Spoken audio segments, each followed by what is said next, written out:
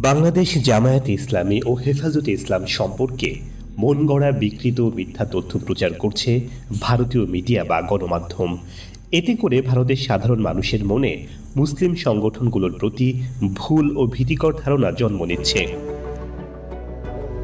বাংলাদেশের মিডিয়া সাধারণত fact check করে সংবাদ পরিবেশন করে থাকে বা নির্ভরযোগ্য সূত্র থেকে নেওয়া খবরই কেবল প্রচার করে।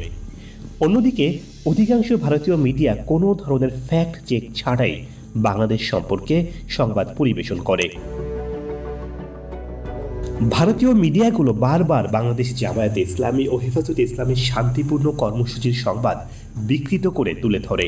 সংগঠন দুটির বিরুদ্ধে কোনো ধরনের সন্ত্রাসী কার্যক্রমের অভিযোগ নেই, তা ভারতীয় মিডিয়াগুলো কোনোভাবেই স্বীকার করে না। তারা বারবার বলে জামায়াত ও হেফাজত সংখ্যালঘুদের জন্য হুমকি, কিন্তু এমন একটি প্রমাণও এখন পর্যন্ত দেখাতে পারেনি। ভারতীয় মিডিয়াগুলোর উস্কানিমূলক খবরের কারণে দুই দেশের মানুষের সম্প্রীতি নষ্ট হচ্ছে। বাংলাদেশের চলমান পরিস্থিতি সম্পর্কে ভুল তথ্য পেয়ে ভুল বুঝে ভারতের মানুষ ক্ষোভে আক্রমণাত্মক কথা বলছে, আবার বাংলাদেশের মানুষও পাল্টা প্রতিক্রিয়া জানাচ্ছে। এভাবেই পরিস্থিতি জটিল থেকে আরও জটিলতর হচ্ছে।